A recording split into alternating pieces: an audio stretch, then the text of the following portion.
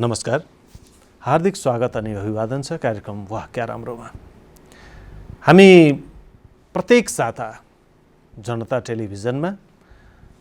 टेलिभिजनको साहित्यिक चौतारीको रूपमा वाह क्या राम्रो लिएर उपस्थित हुने गर्दछौँ र यसमा कविता र कविताका छेउछाउका विभिन्न विधा उपविधाहरूमा प्रस्तुति तथा परिचर्चा गर्ने गर्दछौँ। आज मसँग हुनुहुन्छ 4 जना विशिष्ट कविहरू। उहाँहरूका रचना हामी सुन्नेछौँ, केही कुराकानी पनि गर्नेछौँ। सर्वप्रथम उहाँहरूसँग परिचय गरौँ। उहाँ हुनुहुन्छ कवि कविता दाहाल। त्यसै गरी अर्का कवि राजबाबु श्रेष्ठ सागर। नमस्ते। हजुर जितेन्द्र रसिक। नमस्कार। र उर्मिला कोइराला। नमस्कार। कविहरूको परिचय कविता नै हो। कविता आउँदै गएपछि उहाँहरूको परिचयका विविध आयामहरू खोल्दै जानेछन्, व्यक्तित्वका, विचारका, सोचका। त अब हामी त्यतैतिर जाउँ र सुरुवात चाहिँ नि उर्मिलाजीबाट गरौँ। क्या र तेस्रो आँखा शीर्षकको कविता छ। सुरुमै तेस्रो आँखा। उस्तै लाग्छ ओमकारको चन्द्रबिन्दु र हृदयको उज्यालो, उस्तै लाग्छ सपना र आकाशका जुन तारा। तर सोध्न मन छ, खोज्न मन छ, किन फरक भइरहेछ प्राप्तिको मूल बाटो र जीवनको सूत्र। हृदयको ध्वनि फुटाएर उठेको ओमकार र एउटा किसानले जोत्दै गरेको बाँझो खेत, मडारिँदै झरेको बर्खे खोलो र किनारका सुखा खेत, कतै आमा मरेको बालक र कतै बालक मरेको आमा, पहिरोको फेदमा उम्रिरहेको एउटा पिपल, डडेलोले खाँदै गरेको बैशाखे चिउला। एउटै हो सृष्टिकर्ता भने उसैसँग मेरो प्रश्न छ, कतै भाव र कतै अभाव नभई तिम्रो सृष्टि चल्दैन हो। सपना फुलेको यो छातीमा किन बल्छ सधैँ आगो र किन खेत जोत्ने नै सधैँ भोको रहन्छ, किन नुन बोक्ने भरियाकै भान्सा अलिनो हुन्छ, किन ठुलो निधारमै पसिनाको धारो छुट्छ र किन बुद्धका जस्तै कानहरूलाई सेक्छ सिरेटोले, किन साग बेचेर टाई किन्नुपर्छ आमाहरूले सडक किनारामा, किन आफ्नै भोटले छाती कुल्चिएर हुइक्याउँछ पजेरो। विविधता त रूप रङ र संस्कृतिमा हुनुपर्ने हो, किन भइरहेछ यसरी विविधता। भन हे न्यायदाता, मैले अन्याय सहिरहे मात्र न्यायहरूको तराजु बराबर देखिने हो। किन फरक लाग्छ ओमको अर्थ र किन फरक बग्छ शङ्ख र किन फरक छ जीवनको परिभाषा। पढ्ने पढाउनेहरूसँग पनि प्रश्न, किन बिताउँछौ समय शरीर पढाएर, किन पढ्दैनौ आत्मा र किन पढाउँदैनौ संवेदना। किन लेख्छौ बिटुला अक्षरका कविता र किन बिर्सन्छौ मान्छेको छातीमा बलेको अँगेनो। सत्ताको समता सत्ताधारीलाई नै बाँडेर सम्पत्तिको पर्खाल छ सत्तासँग। म किनिएको मैलाई थाहा हुन्न, म बेचिएको पनि थाहा हुन्न, यो राज्य हो कि व्यापारी हो। भन न शासकहरू, तिम्रो घोषणा पत्र र मेरो सपना जोड्ने पुल कहाँ छ। तिम्रो घोषणा पत्र र मेरो सपना जोड्ने पुल कहाँ छ। वाह मिठो। कहाँ छ मैले जिउने धरातल, माटो खोस्रेर आउने आवाजमा ओमकार सुनेर म कुन ध्यान गरौँ, कस्तो तपस्या गरौँ, कुन साधनाले पुज्छु सपनाको ईश्वरलाई। भन हे सुकिला मान्छेहरू हो, तिम्रो सफा कोट र मेरो मैलो भोटो कुन पवित्र छ। आज मैले कुनै धर्मगुरु पनि भेट्नु छ र सोध्नु छ, मेरो माटोमा तिम्रो ओम छ कि छैन। सत्ताधारीलाई सोध्नु छ, तिम्रो सत्तामा मेरो सत्तो छ कि छैन।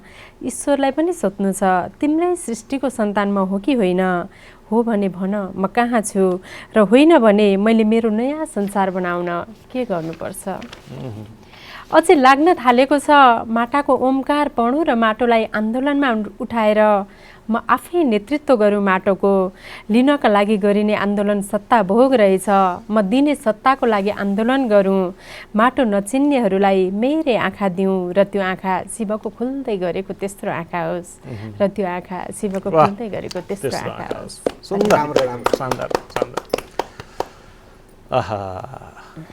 यस्तो मिठो कविताको लागि धेरै धेरै धन्यवाद उर्मिलाजी। र अब राजबाबुजीको कविता सुनौँ। धन्यवाद। मेरो कविताको शीर्षक छ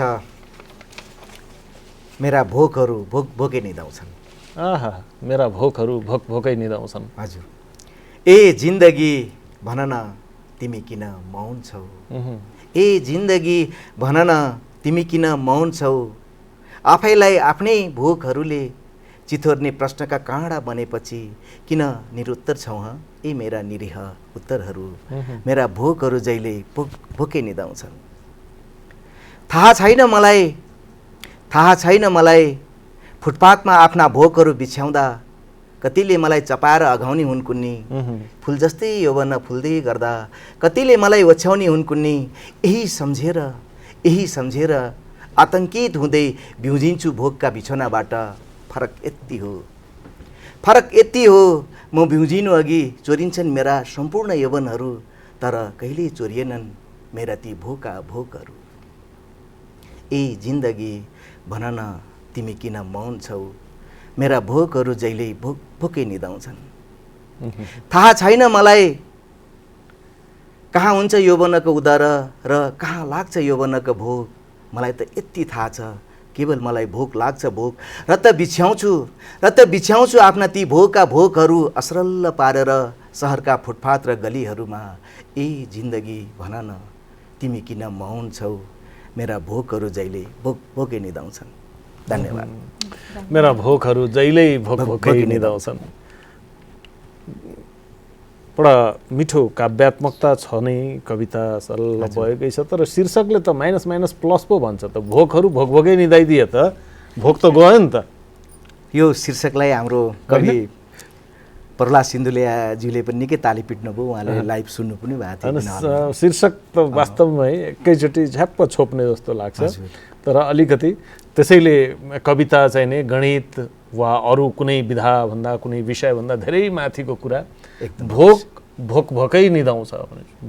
भोको पर्नु भनेको त भोक मेटिनु हो, यो गणितीय हिसाबले, तर यो कविता हो, त्यसैले यो विशिष्ट छ। यसले चाहे श्रवणमा होस् चाहे भावमा होस् एउटा विशिष्टता ल्याएको छ। त्यसका लागि धेरै धेरै धन्यवाद राजबाबु श्रेष्ठ। मान्छेहरूको प्रतिनिधित्व गरेको कविता छ निकै। हजुर हजुर हजुर हजुर। अब कविताजीको कविता सुनौँ। कविता दाहाल। मैले आज जिताएर जित्ने, यो समाजमा प्राय हराएर जित्ने प्रचलन धेरै वर्षदेखि सबैले भोगिरहेको, त्यसकारण जिताएर जित्न पनि सकिन्छ भनेर एउटा कल्पना गरेको छु। व्यक्ति विचार होइन, व्यक्ति विचार होइन, विचार व्यक्ति होइन, बुझ्छ तर व्यवहारमा किन उतार्दैन। जुटाउँछ फेरि आफै फुटाउँछ, सुन्दर शान्त यो परिवेशलाई किन खलबल्याइरहन्छ। घुल्छ घुलाउँछ आफै बिलाउँछ। विचार र व्यक्ति अलग हो नि, बुझेर पनि किन बुझ पचाइरहन्छ। नीति छ र पनि बनाउँछ, फेरि आफै धमिल्याउँछ। सङ्लो यो समाजलाई बार बार किन भासमा डुबाइरहन्छ।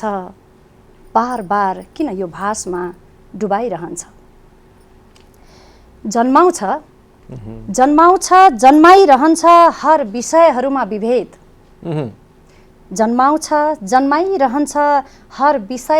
विभेद। अधिकारकै नाउँमा कुविचारका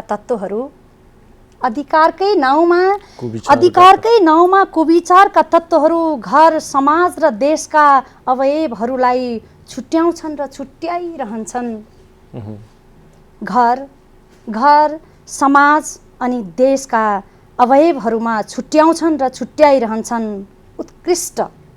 उत्कृष्ट नीति मध्येकै नीति राजनीति हो नि। उत्कृष्ट नीति मध्येकै यो राजनीति किन रहिरह्यो धान्नै नसक्ने यो व्यथिति।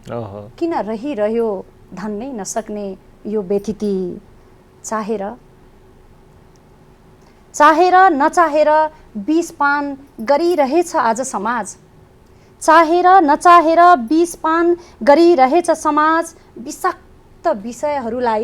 विषाक्त विषयहरूलाई अमृत पिलाउने रहर मलाई पनि लागिरहेछ। विषाक्त विषयहरूलाई निमिटन्न पार्दै अमृत पिलाउने रहर मलाई पनि लागिरहेछ। मिठो। हराएर होइन हजुर, हराएर होइन हजुर, जिताएर जित्ने जाँगर चलिरहेछ, जिताएर जित्ने जाँगर चलिरहेछ। व्यक्ति विचार होइन, व्यक्ति विचार होइन, विचार व्यक्ति होइन, बुझ्छ तर व्यवहारमा किन उतार्दैन। धन्यवाद। जिताएर जित्ने जाँगर चलिरहेछ, यस्तो जित जसमा सबैको ओठमा चाहिँ नि मुस्कान मात्रै आओस्। धेरै कुराहरू भनेको छ, तर मलाई लाग्छ शीर्षकैले पनि एउटा महत्त्वपूर्ण कुरा भन्छ। धेरै धेरै धन्यवाद कविताजीलाई। र अब जितेन्द्र रसिकजी। हस्, धन्यवाद। कविताको शीर्षक छ पिञ्जराका महहरू। पिञ्जराका महहरू। महहरू। प्रतीकात्मक। असरल छरिएका जीवनहरू बटुलेर छरपष्ट मनहरूको धागोमा एउटा माला उन्न मन छ मलाई। यो देशको सिमाना काटेर समयको हुरीसँगै उडेर गएका फुलहरू बटुलेर मालामा थरी थरी बुट्टा भर्न मन छ मलाई। र उनिएका हजारौं किलोका रङ्गी बिरङ्गी माला यो देशको गलामा पहिराएर यो देशका शासकहरूलाई सोध्न मन छ मलाई। मेरो देशको फुलहरूको सुगन्ध चोर्ने को हुन्? मेरो देशको सुगन्ध चोर्ने, मेरो देशको फुलहरूको सुगन्ध चोर्ने को हुन्? फुलहरूको रङ उजाड पार्ने को हुन्? आशा फुलाउन कोरिरहेका मालीहरू, आशा फुलाउन कोरिरहेका मालीहरू राष्ट्रियताको बगैँचामा के गोडिरहेका छन् यतिखेर?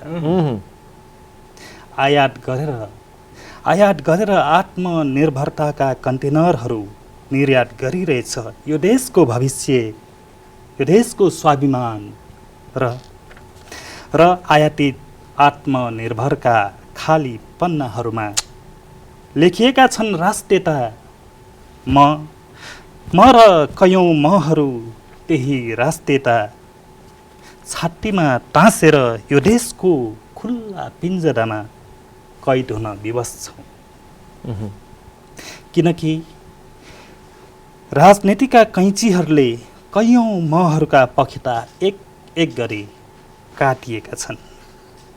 यहाँ नागरिक हुन कि त झन्डा बोक्नुपर्छ, कि त झन्डा बोक्नुपर्छ, कि त झोला बोक्नुपर्छ, नत्र म जस्तै कयौँ महहरू जस्तै महहरूले मनमा असली राष्ट्रियता भोकेका थुप्रै महहरू खुल्ला पिञ्जरामा चुपचाप कैद हुनुपर्छ, चुपचाप कैद हुनुपर्छ। वाह, मिठो मिठो सुन्दर। थरी थरीका राष्ट्रियता, मुखौटाधारी राष्ट्रियताहरूको बिचमा छातीमै राष्ट्र बोकेर बाँचिरहेका महहरूको कुरा सुन्दर ढङ्गले आयो। यहाँ जितेन्द्र रसिकजी कविता लगायत साहित्यका विविध विधामा मनज्ञ लेख्ने मान्छे, धेरै माथि होइन? राजबाबु मलाई लाग्छ एकदम संयोजनकारी भूमिका पनि बडो कुशलतापूर्वक निर्वाह गर्ने व्यक्ति। उर्मिलाजीको मलाई ठ्याक्क त्यति थाहा भएन, अहिले म जानकारी लिउँला। कविताजीको बारेमा मैले यो सुनेको छु, उहाँ चुलो सुधार अभियानमा समर्पित, होइन? त्यसबारे अलिकति कुरा गर्छु।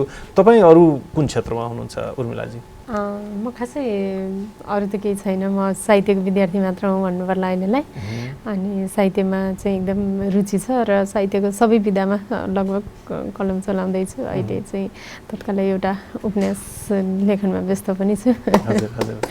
लेखनमै व्यस्त छु र साहित्यको विद्यार्थी नै हुँ अहिलेलाई चाहिँ हाललाई। अब मैले अलिकति फरक चाहिँ नि कविताजीको अलिकति जिज्ञासा पनि लाग्यो। चुलो सुधार, होइन?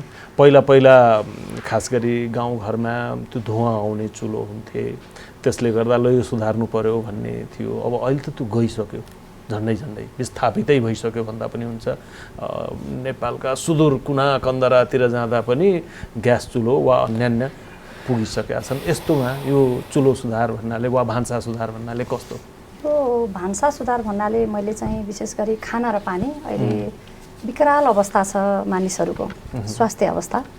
यो खाना र पानी जति पनि हाम्रो पूर्वीय सभ्यताका भान्साका संस्कृतिहरू छन् नि, जसमा पात्रोमा लेखिएका छन्, जसलाई खाने मन्त्रसहित छ हाम्रो त्यो पूर्वीय सभ्यताका संस्कृतिहरूमा भान्साको यो सभ्यतामा यो संस्कृतिमा भान्साको संस्कृतिमा के छ भन्नु होला भने 12 महिनाको एउटा पात्रो पल्टाउँदाखेरि चैतदेखि वैशाखसम्म अथवा वैशाखदेखि चैतसम्मको संस्कृतिलाई मात्र एउटा नेपाली अथवा एउटा गृहिणीले पालना गर्ने हो भने मानिसहरू हामी 2-4 जनाले सोच्ने होइन, विश्वले एकपटक सोच्नुपर्छ।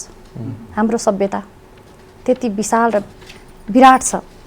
यो भान्साको संस्कृतिलाई हरेक गृहिणीहरूले अवलम्बन गर्नुपर्छ।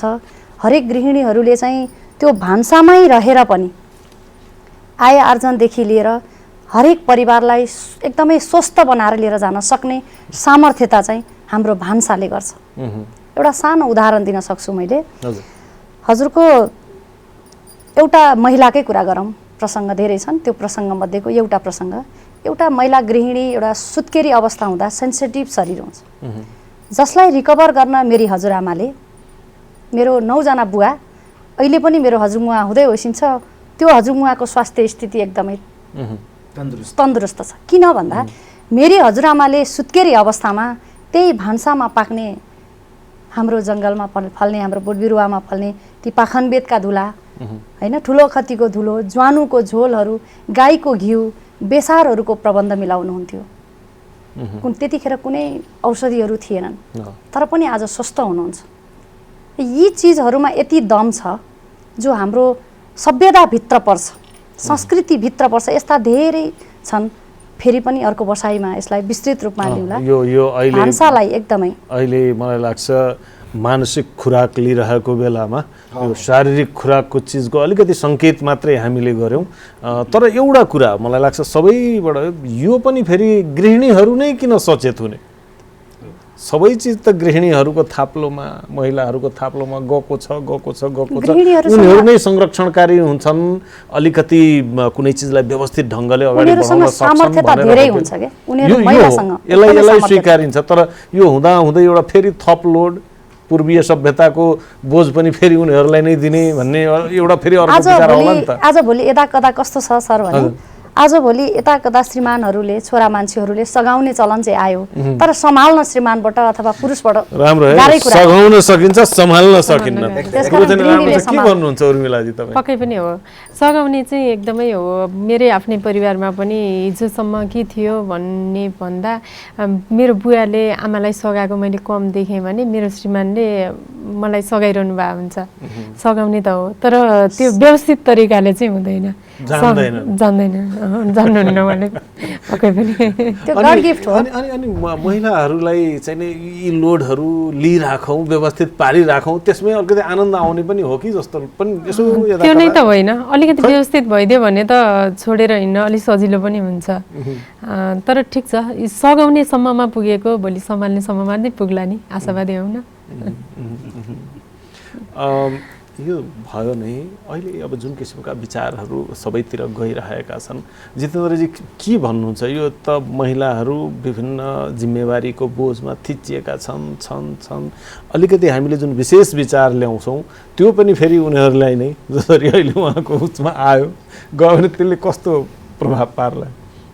यो त अलिकति हाम्रो यो विगतको समाजको अवशेष पनि हो। यो एक खालको हामी पुरुष महिला अहिले समानताका कुराहरू उठिरहेका छन् हैन, यो हुनुपर्छ। तर यो हामीले जस्तो समाजबाट हामी आयौँ त्यो समाजका अवशेषहरू बाँकी रहँदा रहेछन्। यसले चाहिँ अलिकति अब आफैमा पनि महिला धरतीले सबै बोझ ठेक्न सक्छ हैन, हुँदै पनि त्यसलाई चाहिँ अब पुरुषले त्यो बोझ पनि पुरुषले पनि अलिकति हल्का पार्नु पर्यो। 50% लिइदियौँ भने त्यो धेरै राम्रो हुनसक्छ भन्ने। कस्तो हाम्रो सोचाइ चाहिँ नि समन्वयवादी किसिमले आइरहेछ। यही मलाई लाग्छ अलिकति सर्जक जो सहज सिर्जना गर्छ नि त्यसले सकारात्मक सोच्छ क्या, सकारात्मक देख्दो रहेछ। होइन नत्र ओहो भन्ने कुरा आइहाल्छ नि त प्राय राजबाबुजी के लाग्छ? होइन यो वास्तवमा आज इम्पोर्टेन्ट कुराहरू निकाल्नुभयो जसरी कविता दाहालजीले त्यो कुरा निकालिरहँदा मैले आजभन्दा 25-30 वर्ष अगाडि फ्ल्यासब्याकमा गएँ। म्यामले पनि त्यो ह्यान्डल गरिराखेको कुरा भन्नुभयो। वास्तवमा त्यो एउटा के रहेछ भने हामी पुरुष भनेको जङ्गलसँग लड्ने, कुटु कोदाली गर्ने, समाजसँग बढी भिज्ने तर घरसँग कम भिजेका हुँदो रहेछ। घर भनेको डेफिनेटली भन्नुपर्दा महिलाको त रहेछ। जस्तै साउदी अरबको मैले अनुभूति गर्ने हो भने घरको कुनै एउटा सिसा मन परेन भने यो मलाई मन परेन फोड्नै पर्यो। मलाई यहाँ ट्याङ्क राखेकै मन परेन फोड्नै पर्यो। चाहे त्यो नेपालको हिसाबले 10 लाख खर्च किन्नुहोस्, यो कता कता यो मलाई यो ग्यालेरी नै मन परेन फोड्नै पर्यो। त्यहाँ विशेष के ध्यान दिइँदो रहेछ भन्न त बुर्खाभित्र बस्छ तिम्रो समाजहरू धेरै शोषण हुँदो रहेछ महिलालाई भन्छन् होइन। म त अब कुरान पनि पढेको मान्छे, यहाँ गएर मैले हेरेँ महिलालाई यति संसारमा कसैले उठाएको छ भने त्यो कुरान समाज मुसलमान समाजमा हो कि हामीले नबुझेर हो।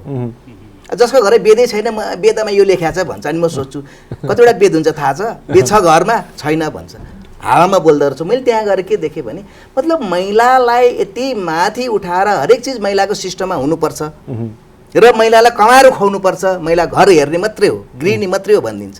भनिरहँदा मैले आमालाई के सम्झेँ भने हलो जोतेर आउनुहुन्थ्यो मेरो बुवा, दायाँ घरको केही छैन, रुपियाँ पैसा बजार जानु पऱ्यो भने म यहाँको आमा मलाई देउनु पैसा भन्नुहुन्थ्यो अनि मम्मीले यहाँबाट झिकेर दिनुहुन्थ्यो। एभ्रिथिङ मम्मीकै ह्यान्डलमा के मलाई लाग्थ्यो बुवा मेरो एउटा हली हो, गोठाला हो, जोत्छ ल्याउँछ होइन, सबै कुरो चाजा धान चामल के बेच्यो रुपियाँ पैसा मम्मीको हातमा।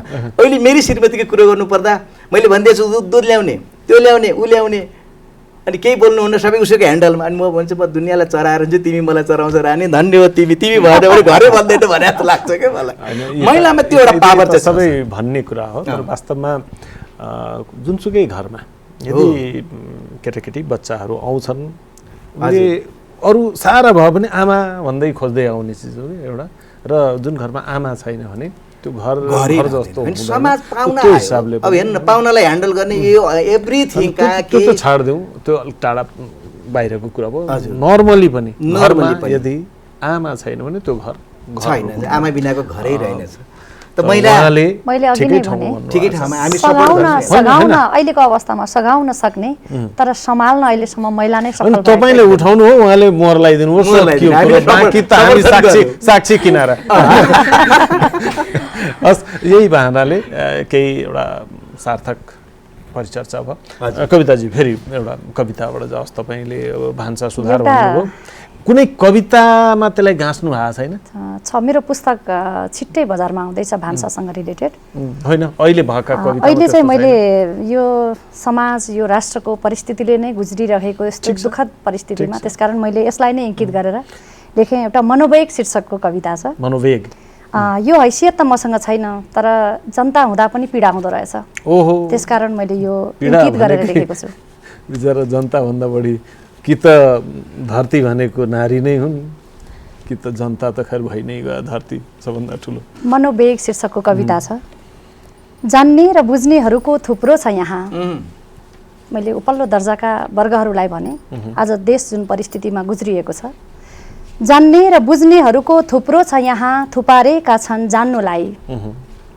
जान्ने र बुझ्नेहरूको थुप्रो छ यहाँ, थुपारेका छन् जान्नुलाई। जानेर बुझेको कुरा व्यवहारमा नउतारे यहाँ, नजानेकै सरह लाग्दछ मलाई। सहन गर्न नै नसकिने, सहन गर्न नै नसकिने अन्याय भो जगतमा। कब्जा गरे प्रकृतिको उपजलाई। किन निरीह बनिरहेको छ प्राणी सबै आज यहाँ। किन निरीह बनिरहेको छ प्राणीहरू सबै आज यहाँ। अन्याय र अत्याचारको पराकाष्ठ छ जहाँ तहाँ। अन्याय र अत्याचारको पराकाष्ठ छ जहाँ तहाँ। प्रकृतिलाई लत्याई कृत्रिम लादेको छ यहाँ। हर क्षेत्रमा प्रकृतिलाई लत्याई कृत्रिम लादेको छ यहाँ। प्रगतिमा होइन हजुर, प्रगतिमा होइन दुर्गतिमा लानलाई। पृथ्वी आकाश जल वायु र तेज, पृथ्वी आकाश जल वायु र तेज पनि नचिने यी तत्त्वहरू सबै नराधम झैँ लाग्दछ मलाई। पृथ्वी आकाश जल वायु र तेज पनि नचिने यी तत्त्वहरू सबै नराधम झैँ लाग्दछ मलाई। जान्ने र बुझ्नेहरूको थुप्रो छ यहाँ, थुपारेका छन् जान्नुलाई। जाने र बुझेको कुरा व्यवहारमा नउतारे यहाँ, नजानेकै सरह लाग्दछ मलाई। धन्यवाद। सुन्दर सुन्दर, राम्रो कविता। अब सागरजी। मेरो कविताको शीर्षक छ भोकहरू द्यावसान पिएर तृप्त छन्। भोक सिरिज। भोकहरू द्यावसान पिएर तृप्त छन्। बच्चाहरूलाई ढुङ्गा पाकेपछि खानु भनेर आस्था हुनेर आँखामा बिछ्याएपछि जब निस्किन्छन् जोहो गर्न एउटी दरिद्र आमा।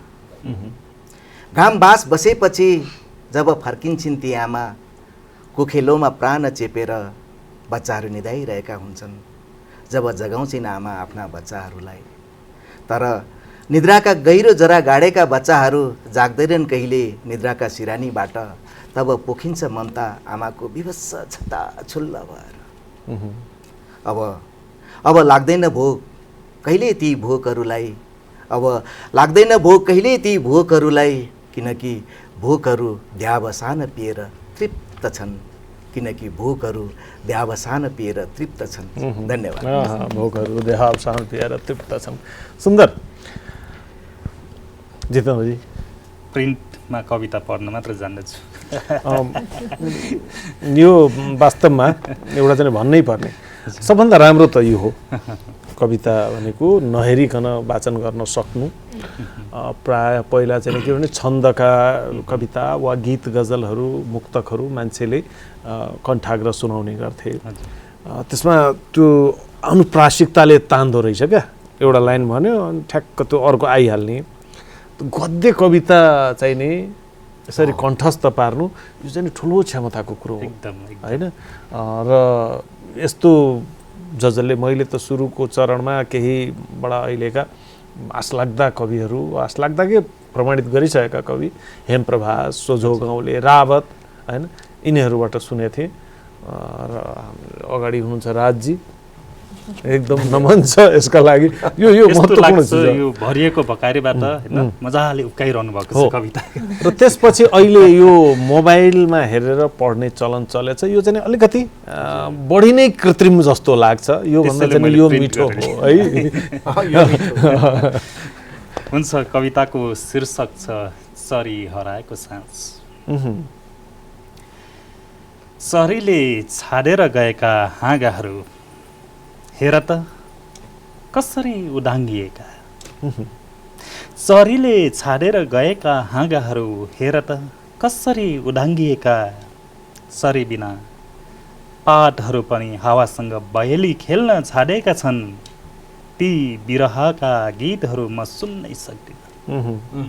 ती विरहका गीतहरू म सुन्नै सक्दिनँ।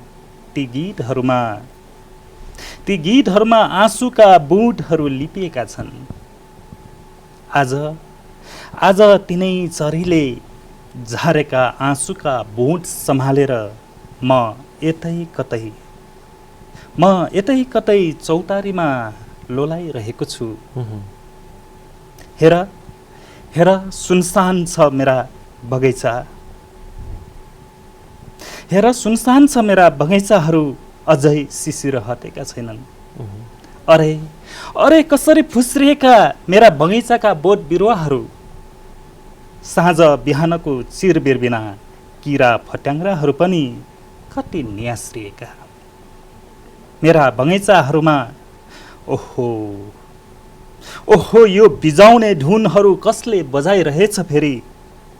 मेरै बगैँचासम्म सुनिने गरी ए मुरली बाजहरू नआऊ मेरो बगैँचा नजिक। तिमीले मुरली फुकेकै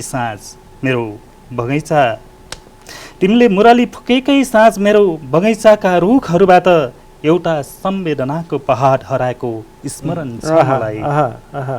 अरे नबजाउन ती धुनहरू। सबै धुनहरूमा मिठास हुन्नन्, सबै गीतहरूमा जीवन हुन्नन्। सबै धुनहरूमा मिठास हुन्नन्, सबै गीतहरूले जीवन दिन्नन्। यहाँ मृत्युका गीतहरू पनि मिठास बनेर गुन्जिन सक्छन्, मिठास बनेर गुन्जिन सक्छन्। यहाँ मृत्युका गीतहरू पनि मिठास भनेर गुन्जिन सक्छन्। मिठो कविता, सुन्दर। हस्, धेरै धेरै धन्यवाद जितेन्द्रजीलाई। र यो चरणको अन्त्यमा हामी आइपुगेका छौँ। उर्मिलाजी कहाँ? मेरो अर्को कविता अलिक फरक दारको छ। जस्तो तिमी र म शीर्षकको। जस्तो तिमी र म। घामपानीको मिलनबाट आकाश टेकेर धरतीमा उभिन्छ इन्द्रेणी, दुवैतिर देखाएर रङ्गीन सपनाहरू। तर ऊ स्वयं न त मिल्न पाउँछ लपक्क धरतीमा, न टाँसिन पाउँछ आकाशमा, दुवैतिर चाहिँ देखिएर पनि यता न उताको। जस्तो तिमी र म। बीचमा बग्छ पानी, छोएर कहिले ओल्लो किनार त कहिले पल्लो किनार, यता कब्दा दुख्छ उता, उता कब्दा दुख्छ यता, बस्छन् वारिपारी हुन्छ हेराहेरी, तर भेट कहिले हुँदैन दुई किनारको। जस्तो तिमी र म। सूर्य किरणको प्रत्यावर्तनले बाँच्छ चन्द्रमा, भगवान चाहिँ पुजिन्छन् दुवै, अस्तित्व बराबर दुवैको, एकै छ एक अस्ताउने र अर्को उदाउने समय। बास एकै आकाशमा, तर देखिन्छन् सधैँ विपरीत ध्रुव समयमा। जस्तो तिमी र म। दुःख र सुख, आँसु र हाँसो, विश्वास र घात, माया र तिरस्कार चाहिँ एकै पटक मिलन हुँदै हुँदैन, दिन र रातको पनि। एक अर्का बिना एक अर्काको अस्तित्व कहाँ छ र? तर किन होला धरतीको दुई गोलार्ध जस्तो परस्पर भएर पनि कहिल्यै साथ नभएको सुमधुर मिलन उस्तै छ यो समय पनि। जस्तो तिमी र म। शिशिर हुन्छ र बसन्त हुन्छ, बसन्त हुन्छ र शिशिर हुन्छ, केही गुणहरू मिल्लान् केही अपगुणहरू मिल्लान्। समय रेखासँग परिवर्तन भइरहन्छ समय, तर सँगसँगै आउँदैन दुई याम, र फुल्दैन ऋतुको सीमा नागेर कुनै फुल, प्रकृतिको नियम जस्तै नियति पनि। जस्तो तिमी र म। देखिन्छ कुनै डाँडामा उभिएको आकाश र लाग्छ कुनै डाँडाले छुन्छ चाहिँ पनि। जब एक डाँडामा टेक्छु मिलन डाँडा पारी पुग्छ, अर्को डाँडामा पुग्दा अझ पारी देखिन्छ दृश्यको मोहकता। भेटेला भेटेला चाहिँ छोइएला छोइएला चाहिँ, भेट्नै नसकिने छुनै नसकिने टाढा रहेछ अन्तरिक्षको अनन्तता, प्राप्तिको दूरतामा चाहिँ। जस्तो तिमी र म। इन्द्रेणी र इन्द्रेणी सपना, धरती र धरतीका काखभरिका सृजना, आकाश र उसका पोल्टाभरिका तारा, नदी र उसका मुटुबाट उठेका छालहरू, दुई किनारा र तिनका दुखाइहरू, यी सबै छन् तिमीसँग पनि र मसँग पनि। सायद महाप्रलयमा भेटिन्छन् यिनीहरू, आज सशरीर एक्लै छन् उनीहरू पनि। प्रलय कहिले हुने हो मिलनको मधुर धुन कल्पेर। जस्तो तिमी र म। धन्यवाद। सुन्दर सुन्दर चित्रहरू। हामी मिठा मिठा कविताहरू सुन्न पाइरहेछौँ र अब मलाई लाग्छ उत्तरार्ध त भइ नै सक्यो। अझ अब केही छोटा छोटा कविता एक चरण अझै सुन्न सक्छौँ, त त्यो पनि कविताजीबाटै जाओस्। धन्यवाद। यो हरेक महिलाहरूलाई तिमी के गर्छौ भन्दै गर्दा म त केही गर्दिनँ भनेर यो पुरै खुम्च्याएर भन्ने कुराहरूले मलाई खड्किन्थ्यो। म नितान्त गृहिणी पनि हो। यो सही खड्काइ हो तपाईँ हैन, एकदम खड्किन्थ्यो। तर उसले सबै कुरा गर्न सक्ने सामर्थ्यता भएर पनि, सबै कुरा गर्दा गर्दै पनि, सबै कुरा गर्दा गर्दै र सामर्थ्यता भएर पनि केही गर्दिनँ भन्ने सवालमा मलाई यो कुरा खड्किन्थ्यो। त्यसैलाई वरिपरि फेरि रहेर राखेर असफललाई पनि सफल बनाउनुपर्छ शीर्षकको एउटा कविता। असफलको संज्ञा दिएको छ नि त, केही नगर्ने। कमजोरीलाई नै मान्छे किन लखेटिरहन्छ, कमजोरीलाई नै मान्छे किन लखेटिरहन्छ, जहाँ पातलो त्यही किन फाटिरहन्छ। कमजोरीलाई नै मान्छे किन लखेटिरहन्छ, जहाँ पातलो त्यही किन फाटिरहन्छ। केलाउन जान्नुपर्छ राम्रा पक्ष पनि, केलाउन जान्नुपर्छ राम्रा पक्ष पनि। सफल त सधैँ सफल छँदैछ, असफललाई पो सफल बनाउनुपर्छ। सफल त सधैँ सफल छँदैछ, असफललाई पो सफल बनाउनुपर्छ। कमजोर भएर बाँच्ने इच्छा त कसलाई पो हुन्छ, कमजोर भएर बाँच्ने इच्छा त कसलाई पो हुन्छ। आँखामा पानी मुटुमा माया सबैको हुन्छ, आँखामा पानी मुटुमा माया सबैको हुन्छ। सफल त सधैँ सफल छँदैछ, असफललाई पो सफल बनाउनुपर्छ। वाह, धन्यवाद। मिठो मिठो, शानदार। राजी धन्यवाद। हजुर। म आज किताबबाट याद नभएको कविता भन्न चाहेँ। हस् सर। कविताको शीर्षक छ जिन्दगी एक रङ्गमञ्च। धन्न भोक आएन, चेन्ज गरे। परिवर्तनशील जिन्दगीका परिभाषाहरू सर्पका काँचुली जस्तै त रहेछ क्यारे। काँचुली फेरिन्छन् च्यातिन्छन्, फेरि काँचुली फेरिन्छन्, फेरि च्यातिन्छन्। हिँड्दै गरेका गोरेटाहरूमा भेटिएका मित्रहरू पनि काँचुली जस्तै त रहेछन् क्यारे। भेटिन्छन्, भेटिएपछि फेरि छुट्टिन्छन्, फेरि अर्को मोडमा अरू मित्रहरू भेटिन्छन्, फेरि त्यसै गरी भेटेपछि छुट्टिन्छन्। तर जिन्दगी टुङ्गे जस्तै गरी, तर जिन्दगी टुङ्गे जस्तै गरी ए बाटाहरू तिमीहरू किन कहिल्यै टुङ्गिँदैनौ? एउटा बाटो मर्छ, फेरि त्यही बाटोबाट अर्को बाटो जन्मिन्छ। मरेकै बाटोबाट बाटो जन्मिए जस्तै गरी मृत्युबाट फेरि अर्को सुन्दर जिन्दगी किन जन्मिँदैन? साँच्चै भनौँ जन्म र मृत्यु बीच खेलिने जिन्दगीको खेल नै सायद जिन्दगीको एक रङ्गमञ्च पो रहेछ क्यारे। सायद जिन्दगीको एक रङ्गमञ्च पो रहेछ क्यारे। धन्यवाद। जिन्दगी एक रङ्गमञ्च पो रहेछ क्यारे। धन्यवाद राजाजी। अब जितेन्द्रजी, अहिलेको छोटो कविता भन्नुपर्छले म सकेसम्म गजल गजल राख्ने प्रयास गर्छु। गजल गाउँदा मिठो सुनिन्छ भनिन्छ है, प्रयास गर्छु। तर यो प्रयास गर्दा त्यो ठ्याक्कै अब यसको सङ्गीत कुनै कसैमा मेल पनि खान जान्छ। यो सङ्गीत गरिएको गजल होइन। मान्छे एक्लै आउँछ, फेरि एक्लै जानु छ। मान्छे एक्लै आउँछ, फेरि एक्लै जानु छ।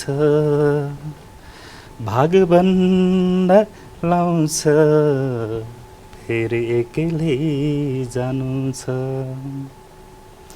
यो माया मोह भ्रम हो जीवनको, यो माया मोह भ्रम हो जीवनको। यो माया मोह भ्रम हो जीवनको, भ्रम हो जीवनको। युगल स्वप्न सजाउँछ, फेरि एक्लै जानु छ। युगल स्वप्न सजाउँछ, फेरि एक्लै जान्छ। राम्रो। भागबन्द लाउँछ, फेरि एक्लै जानु छ। भोगाई हो जीवन, हेर भोगेर जाऊ। भोगाई हो जीवन, हेर भोगेर जाऊ। कयौँ तृष्णा जगाउँछ, फेरि एक्लै जानु छ। भागबन्द लाउँछ, फेरि एक्लै जानु छ। यात्रामा हिँड्दा हजार यात्रु भेटिन्छन्। यात्रामा हिँड्दा हजार यात्रु भेटिन्छन्। छुट्यो आँसु खसाउँछ, फेरि एक्लै जानु छ। छुट्यो आँसु खसाउँछ, फेरि एक्लै जानु छ। धन्यवाद। एक्लै जानु छ, अलिकति जीवनको अन्तिम सत्यको पनि बोध गराउन खोज्ने गजल। धेरै धेरै धन्यवाद। अब आजको अन्तिम कोसेली प्राय उर्मिला कोइरालाजीबाट। हजुर, धन्यवाद। उज्यालोको आत्मकथा। आँगनमै पोखिएको छ उज्यालो, कहिलेकाहीँ उज्यालो नै उज्यालोको बाधक भयो भन्छन् मान्छेहरू। म मान्दिनँ, आफ्नै आँखा छोपेर कसरी भन्नु सूर्य अँध्यारो छ। कस्तो गजब। उज्यालोले नै कुल्चिनुपर्छ, उज्यालो पोखिएको आँगन पुग्नुपर्छ मजेरीमा, जहाँ छ अगेना आगोको पनि र चेतनाको पनि। जस्तो मजुरीमै चल्छ तातो बहस घर घरको, तातो भनेको आगो मात्र होइन। जस्तो एक ओछ्यान न्यानो र एक पाखा छानो, जस्तो एक गाँस भात र एक दोरो लुगा, जस्तो परिवारको एकता र सद्भाव, जस्तो सुन्दर सपना र भविष्यको तानाबाना। सपरिवार बसेको अँगेनाको छेउ त्यो घरको संसद हो, कार्यपालिका हो र न्यायपालिका त्यही हो। उज्यालो आँगनमा राखेर अँगेना छेउ उगिरहन्छौँ त आखिर उज्यालो आफैले के दिन्छ भन, उज्यालो आफैले के दिन्छ। उज्यालो मात्र पनि होइन, उज्यालोको छातीमा छ हिजोको गहिरो अँध्यारो, उज्यालोको आँखामा छ रगत र रगत टेकेर उठेको विश्वास, बन्द निश्वास, उकुस मुकुस र छातीको ढुकढुकी। किताबका जस्तै पाना हुन्छन् उज्यालोका पनि, पानामा छन् युद्ध र बुद्ध, पानामा छन् चित्कार र निर्माण, विद्रोह र मुक्ति, र पानामा हामी सबै अड्छौँ र अटेका छौँ त्यही उज्यालोमा। नझुक्किनु, डढेरो र घर जलेको आगो उज्यालो होइन, खास उज्यालो त शान्ति भएर उभिन्छ, समृद्धि भएर फल्छ र मुसुक्क मुस्काउँछ निर्दोष ओठभरि। आँगनमा छ उज्यालो र आँगनै टेकेर निस्कनु छ यात्रामा, आफै उज्यालो नभई बाँड्न सकिन्न उज्यालो। छाया राखेर आफ्नो गोडामा उज्यालो बाँडेर उभिन्छ उज्यालो आफूतिर राखे देश अँध्यारो हुन्छ। देश उज्यालो पार्न गोडामा अँध्यारो सहनुपर्छ। यात्रामा सबै छन् तर प्रष्ट छैनन्, उज्यालोको ऐनामा आफ्नै मुहार हेर्ने कि देश हेर्ने। यात्रामा सबै छन् तर प्रष्ट छैनन्, उज्यालोको ऐनामा आफ्नै मुहार हेर्ने कि देश हेर्ने। धन्यवाद। सुन्दर सुन्दर सुन्दर, क्या बुलन्द कविताहरू। एकाडेमी पुरस्कृत त होइन यो, एकाडेमी पुरस्कृत पनि हो। ठाउँमा यसले चाहिँ नि छुने झट्का मार्ने होइन छ, पूर्ण काव्यिक छ होइन। सबै नै काव्यिक छन् होइन, सबैका फरक फरक विशेषता छन् होइन। यसको पनि अतिरिक्त विशेषतायुक्त कविता। र आज हामी चारजना बस्यौँ, केही कुराकानी पनि गऱ्यौँ संक्षेपमा, र कविताहरू मिठा मिठा सुनायौँ। र यो बसाइका लागि, यस्ता मधुर सारगर्भित रचनाहरू प्रस्तुतिका लागि कविता दाहालजी, त्यसै गरी राजबाबु श्रेष्ठ सागरजी, धन्यवाद, जितेन्द्र रसिकजी र उर्मिला कोइरालाजी, चारैजनालाई धेरै धेरै धन्यवाद भन्दै आजको वाह क्या राम्रो कार्यक्रमबाट हामीले बिदा लिने बेला पनि भएको छ। अर्को कार्यक्रममा फेरि यस्तै कुनै न कुनै क्षेत्रका विशिष्ट कविज्यूहरूका साथ हामी उपस्थित हुनेछौँ। त्यतिन्जेलका लागि बिदा दिनुहोस्। नमस्कार।